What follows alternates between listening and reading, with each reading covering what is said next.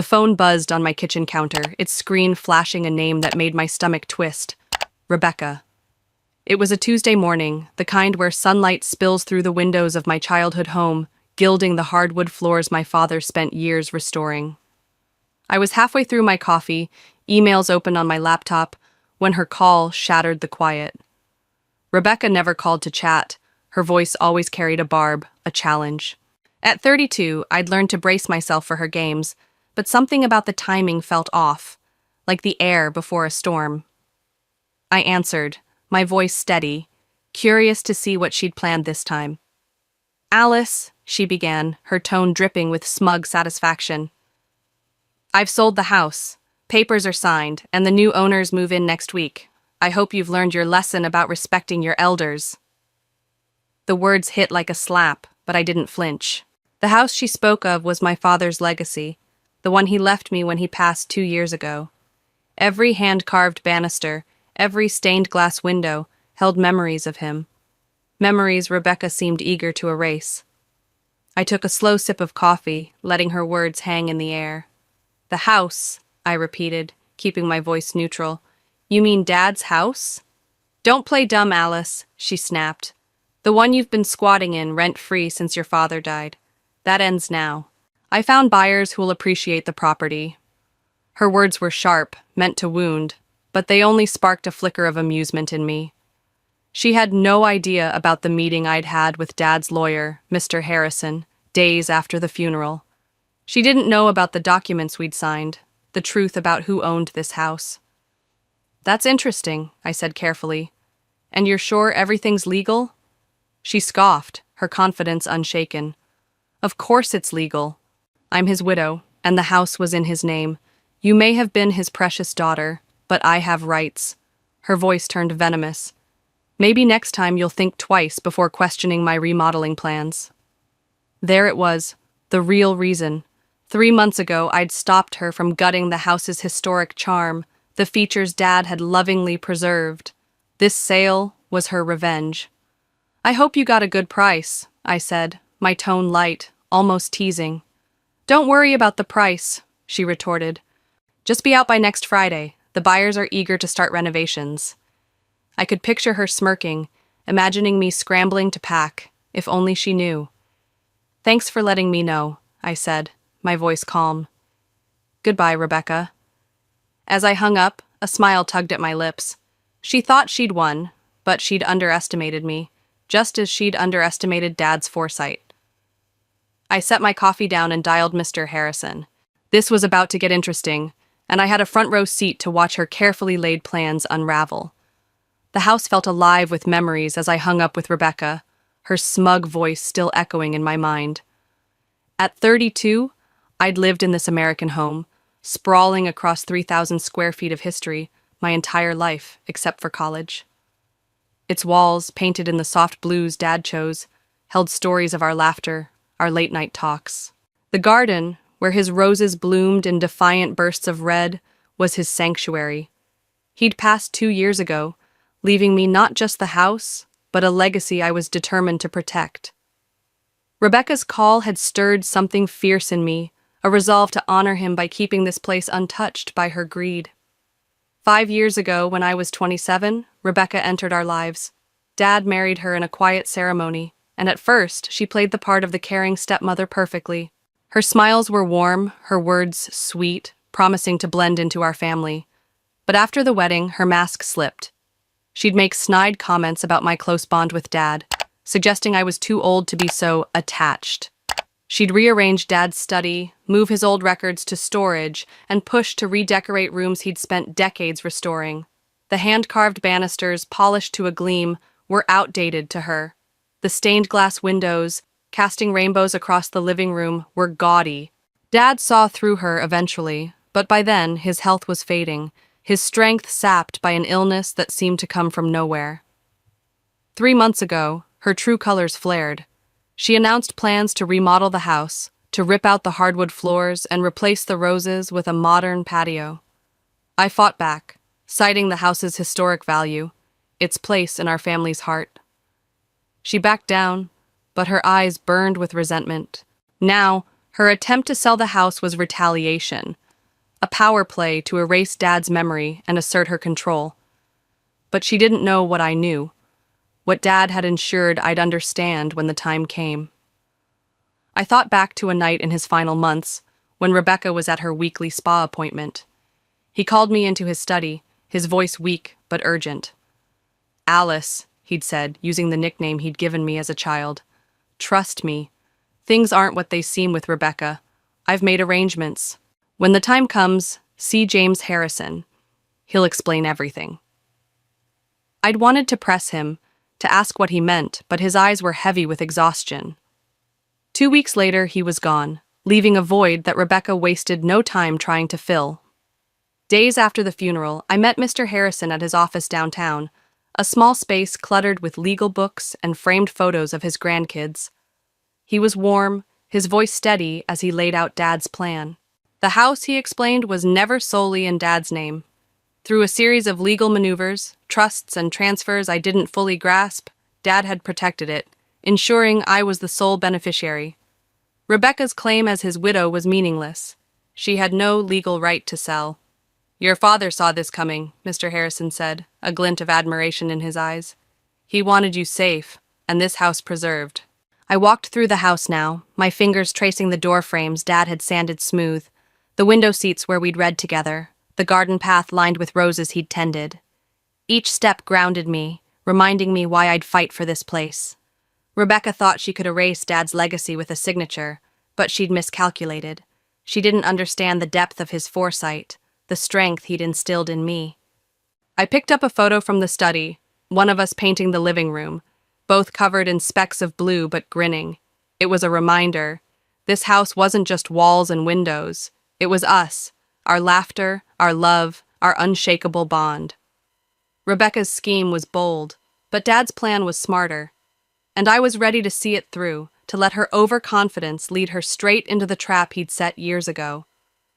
Rebecca's call had left a bitter aftertaste, but as I stood in the study, surrounded by Dad's books and the scent of old wood, I felt a quiet certainty. Her smug declaration about selling the house was a misstep, a move that would unravel her plans faster than she could imagine. At 32, I'd learned patience from Dad, how to wait, watch, and let others reveal their flaws. Now, with the house's future at stake, I was ready to act, not with anger, but with the precision he'd taught me. I picked up my phone and dialed Mr. Harrison, the lawyer who held the key to Dad's carefully laid trap. "Alice," he answered, his voice warm with anticipation. "I was expecting you." I smiled, picturing his cluttered office, the legal books stacked high. "She did it," I said, my tone steady. "Rebecca's trying to sell the house." His chuckle was soft, almost conspiratorial. "Did she now? Well, this should be interesting. Shall we set things in motion?" I nodded, though he couldn't see. "Yes, but make sure the buyers know the truth. I don't want them caught in her mess." Mr. Harrison agreed, promising to contact their lawyer immediately. As we hung up, I felt the first stirrings of victory, like a breeze before dawn. I walked through the house, my fingers brushing the cool glass of the stained windows, their colors dancing across the floor. The living room, with its 12-foot ceilings, felt like a sanctuary, each corner whispering memories of Dad, his laughter as we hung curtains, his pride when he finished the fireplace. Rebecca's threat to let buyers renovate this place stung, but it also fueled me. She didn't know the house was mine, secured in a trust she couldn't touch. That knowledge was my shield, and I wielded it with care, waiting for the right moment to strike. My phone buzzed with a text from Rebecca. "Keys on my desk by Thursday, Alice. Don't make this difficult." Her words were sharp, demanding, but I saw them for what they were, desperation masked as control. I typed back, "Don't worry, Rebecca. Everything will work out." The vagueness was deliberate, a hint that I held cards she couldn't see. I set the phone down and opened a drawer in Dad's desk, pulling out a photo of us in the garden, kneeling among the roses. His smile, broad and unguarded, reminded me why I was fighting, not just for the house, but for him, for us. Later, Mr. Harrison called again. "The buyer's lawyer has been notified," he said, his voice tinged with amusement. They're drafting a letter to Rebecca as we speak. She'll know by this afternoon. I leaned against the kitchen counter, the same one where Dad and I used to make pancakes. How long until she reacts? I asked. Not long, he replied. She's in for a shock. I thanked him, my mind already picturing her face when the truth hit. The house, with its 3,000 square feet of history, wasn't hers to sell. It was mine, and I'd protect it, not with shouts, but with the quiet strength Dad had always admired. The afternoon sun was low, casting long shadows across the garden when Rebecca's Mercedes screeched into the driveway. I was kneeling among Dad's roses, their petals soft under my fingers, when the car door slammed. Her heels clicked furiously on the stone path, and I looked up to see her storming toward me, a crumpled letter in her hand. At 32, I'd faced her barbs before, but this was different. Her carefully polished facade was cracking, rage spilling through. I stayed seated, my calm a deliberate contrast to her fury, ready for the confrontation I'd known was coming since her call. "You conniving little witch!" she screamed, thrusting the letter at me. "You knew about this all along." The paper, marked with a lawyer's letterhead, trembled in her grip. I rose slowly, brushing dirt from my jeans, and met her gaze. "Knew about what, Rebecca?" I asked, my voice gentle but firm. Her eyes blazed. "The trust, the property transfer. You and that lawyer plotted this behind my back." I tilted my head, letting her words hang. "No," I corrected. "Dad and Mr. Harrison arranged it. I just followed his wishes." Her face contorted, disbelief warring with anger. "Your father would never do this to me. This is a mistake." I stepped closer, the rose's scent grounding me. "He did exactly this, to protect me and the house. He saw through you, Rebecca. He knew what you'd try after he was gone." She flinched, her designer heels sinking into the soft soil. "That's impossible," she spat. "He trusted me. He loved me."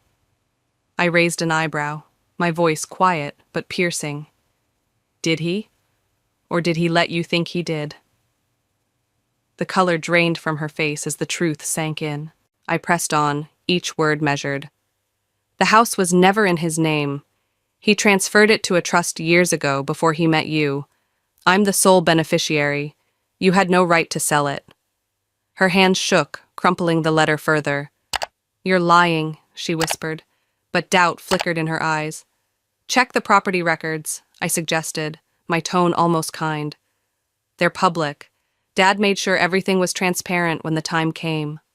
Rebecca's breath hitched, her composure unraveling. "The buyers are threatening legal action," she said, her voice breaking. "Do you know how humiliating this is?" I nodded, unfazed. "Almost as humiliating as trying to throw me out of my own house, or pretending to care about Dad just to get his money." She recoiled, as if I'd struck her. "You don't understand my relationship with him," she snapped. I stepped closer, my voice low. "I understand more than you think. Dad told me everything, about the prenup you wouldn't sign, the withdrawals from his accounts, the men you met while he was in the hospital." Her eyes widened, shock replacing anger. "He knew?" she whispered. I nodded. "He knew everything. He waited, watched, and planned. Like father, like daughter." For the first time, Rebecca was speechless, her shoulders slumping. I pulled out my phone, holding it up. "I've recorded this conversation. Want me to add it to the file, Mr. Harrison's building, about your fraud?" Her gaze darted to the phone, panic flashing. "You wouldn't," she hissed. I smiled, channeling Dad's quiet strength. "Try me." She took a step back, her heels catching in the grass. "This isn't over," she threatened, but her voice lacked conviction. "It is," I said, my tone final. "Leave the house. Leave me alone. Leave Dad's memory alone. Try anything else and everything comes out. The affairs, the money, all of it." Her eyes searched mine, calculating, but she found no bluff. "Fine," she spat, turning toward her car. "Keep your little victory." As she stormed off, the lawyer's letter slipped from her hand, fluttering to the ground. I picked it up, smoothing the creased paper. The legal jargon was dense, but its message was clear. Rebecca's sale was fraudulent, her claim non-existent. She'd lost, and she knew it. The roses swayed in the breeze, their beauty a silent testament to Dad's enduring presence. I slipped the letter into my pocket, my heart steady. Rebecca thought she'd teach me a lesson, but she'd learned one instead, about underestimating the strength hidden in patience. Rebecca's taillights had barely faded down the driveway when a stillness settled over the house, as if it sighed in relief. The garden, with its 20-foot rows of Dad's roses, glowed under the dusk, their petals catching the last light. At 32, I'd faced her wrath and won, but the victory felt hollow without understanding the full scope of Dad's plan. I returned to the house, the oak floors creaking softly underfoot, and headed to his study. The room, with its shelves of worn novels and the fireplace he'd rebuilt, felt like a shrine to his memory. I needed answers, a final piece to make sense of his silent strategy. I began sorting through his desk, the drawers heavy with papers and mementos. My fingers brushed an envelope tucked beneath a stack of old letters, my name, Alice, written in Dad's familiar scrawl. The date, just days before his death, sent a shiver down me. I opened it, my breath catching as his words unfolded. My dearest Alice, if you're reading this, Rebecca's made her move, and you've learned of the trust. I'm sorry I couldn't tell you everything. She watched too closely, and I needed her to believe she'd won. His confession was raw, each sentence a revelation. He'd suspected her for years, noticing her subtle cruelties, her greed masked as love. The letter grew darker. A year into our marriage, I fell ill. Dizzy spells, weakness. It wasn't natural. James investigated, and we found traces of something in my tea, slow but deliberate. I played along, let her think I was fading while I secured the house for you. My hands trembled, rage and grief colliding. Rebecca hadn't just schemed for the house. She'd tried to steal Dad's life. He'd outsmarted her, transferring the house to a trust, but the cost was his silence, his pretense of trust in her. Forgive me for seeming distant those last months, he wrote. It was to protect you. He ended with a cryptic note. Check the fireplace behind the loose brick. There's something for you. I crossed to the fireplace, its stone warm from the day's heat. The loose brick, third from the left, came free easily, revealing a small USB drive and a scrap of paper. Show this to the police when you're ready. My pulse raced as I plugged the drive into my laptop. Videos loaded, grainy footage from hidden cameras Dad had installed. Rebecca in the kitchen was slipping powder into his tea. Rebecca, on the phone, plotting with a man I didn't recognize, discussing the house's value after he's gone. Each clip was a dagger, proof of her betrayal. I called Mr. Harrison, my voice shaking. James, I found Dad's letter, and a USB drive, with videos. He was quiet, then said, Are you ready to take the next step? I stared at the screen, Rebecca's face frozen in guilt. Exposing her would mean justice, but also chaos. Trials, publicity, Dad's pain laid bare. Not yet, I decided. Let's keep it as insurance. James chuckled softly. Your father said you'd choose restraint. You've got his mind for strategy. I hung up, the USB drive heavy in my hand. For now, it was enough to know I held her fate, a silent power Dad had gifted me. The days after Rebecca's defeat brought a quiet transformation to the house. Its 3,000 square feet felt lighter, as if Dad's spirit had reclaimed every room. I spent evenings restoring what she'd touched, repainting walls in his soft blues, rehanging curtains we'd chosen together. The garden, with its roses stretching across 20 feet of earth, bloomed brighter, their scent a reminder of his care. At 32, I was no longer just his daughter, but the guardian of his legacy, shaped by his lessons in patience and strength. Rebecca's shadow was gone, and I was ready to close this chapter. A week later, a thick envelope arrived from Rebecca's lawyer. Inside was a formal document, its pages crisp with legal weight, relinquishing any claim to the house or Dad's estate. A handwritten note was tucked beside it, her script sharp. You win, Alice. I'm leaving the state. Keep what you know to yourself. I read it in the study, the fireplace's glow warming the room. She'd found the cameras, I realized, likely searching the house in panic after our confrontation. The USB drive's existence, even unshown, had forced her surrender. I set the note aside, feeling not triumph, but peace. Dad's plan had worked, not through confrontation, but through the threat of truth. I tended the garden daily, kneeling among the roses as Dad once did. Their roots, hidden deep in the soil, mirrored the strength he'd taught me.